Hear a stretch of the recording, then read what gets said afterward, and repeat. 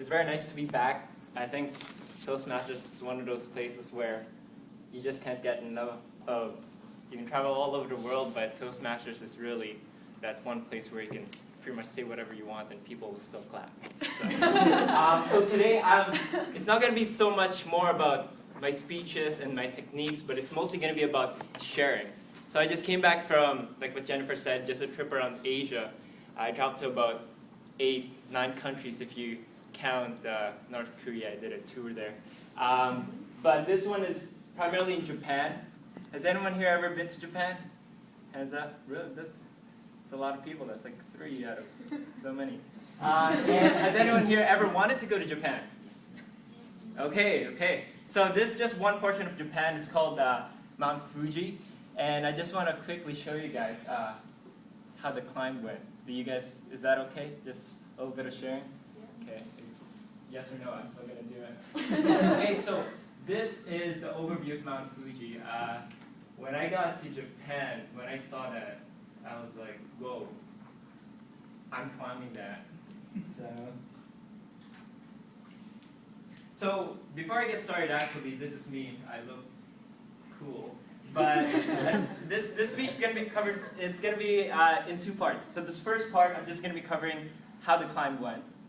And the second part is going to be covering what I learned from it. Like what one lesson that I actually took away from it. Because, I mean, if you do that climb and then nothing happens, I mean, that's pretty pointless. So when we got to the mountain, this is what it looks like. Literally, you can barely see the other side of the street. I was so scared at this point when I got to the mountain because before I actually did the climb, my mom told me not to do it. She told me, hey, I think it's dangerous. You probably shouldn't do it. I was like, okay. But I met some friends there, and then I decided to go with them. And as soon as I saw this, I was like, ooh, maybe my mom was right. Yeah. And so it's really cloudy. I was trying to get scared. I'm a bit of a girl when it comes to this stuff, but just went through it. So these are the 2 guys that I actually went with. Both of them are Europeans. And we started to climb. It's relatively okay. I hope we were going the right way at this point. This is really pretty much what it looks like. And of course, I had to take a selfie. One thing you learn when you travel alone is that you got to be good at selfies. So this was where I started working on it. In Mount Fuji, actually, I want to bring out a little bit about the numbers. It's about 3,700 meters in elevation. I don't know what that means. I just know it's high. And this is the first, what they call Mountain Hut Station. Essentially, when you climb Mount Fuji, there's about 8 stations. So this is, I think, one of the first ones. Has anyone here ever climbed Mount Fuji by any chance? No? Yeah, okay. That's me. I'm pretty tired at this point. Has anyone here ever done the Chief? The Chief? Okay, so do 3 of those, you pretty much did the mountain. The thing about climbing Mount Fuji though, it's about an 8-hour hike. 8-hour hike. So 6 hours up, 2 hours down. And this is about hour 2. At that point, I actually wanted to go back down. I was so tired. I was like, man, I'm just going to take off my jacket and get a picture and say that's it. But, luckily these guys beside me, they only spoke Japanese, but they told me "Ganbatte," which is pretty much, you're doing well. So I was like, okay, I'll keep going. So this is me almost there. This is pretty much what it looks like when you're starting to get up the mountain. At a certain elevation, actually, what's really cool about this particular climb is the clouds no longer obstruct your view. Remember how it was very cloudy before? Now it's pretty much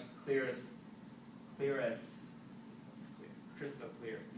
And so you can pretty much see from top to bottom, and you can see like the people climbing it from the very bottom, very top. This is me just almost there. I'm starting to lose my smile. I usually smile when I do these things. So that's the last, like, pretty much set of stairs that you gotta climb before you get to the very top.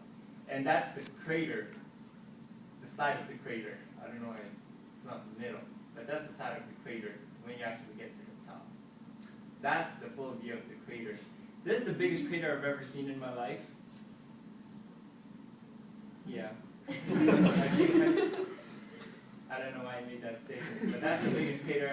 I haven't seen a lot of craters. This is the first one that I've seen, so it's the biggest one. This, some of the rocks that are in there. I felt like I was in the moon. Yeah. So this me just looking down the mountain. And of course, one of the things I realized when I was actually going down was my feet were starting to get sensitive, so I had to check it out. Turns out I had a rip in my sock. I was like, okay. Good thing. So one thing to remember when you ever do any of these climbs is bring extra pair of socks. You never know when one of these happens. So. And this is near the bottom, and when I was actually already going down, I saw the guys just starting their climb, and man, I was thinking, they have a long way ahead of them. Jeez. So that's the first part. So I shared with you guys that part, which is the climb. Essentially, this climb has, if I could pick out one thing, like the hardest thing I've ever done in my life, in terms of just one day, this has to be it. And the lesson that I actually took away from that, because I started to climb with 2 people, and at first we were like, okay, we're gonna start this, we're gonna finish together, and we're just gonna go really fast. By the second hour, I actually said, hey, you guys are going too fast, I'll just go on my own pace. So one lesson that I actually took away from this, and this served me very well throughout my entire trip, is actually, don't be afraid to slow down.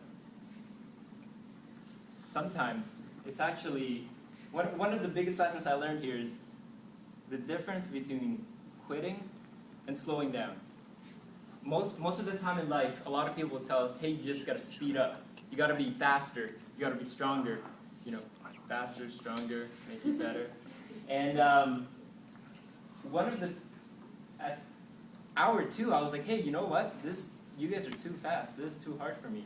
So actually, sometimes you just gotta slow down and go at your own pace. And once you realize that, you can actually, still finish, as long as you don't quit. So I know everybody's climbing their own mountains right now, especially near finals. But I promise you, just do this one thing. If it gets too hard, if it gets too rough, just slow down. Keep going. Don't quit. And I promise you, by the end of a few weeks, you guys have climbed your own mountains. Thank you.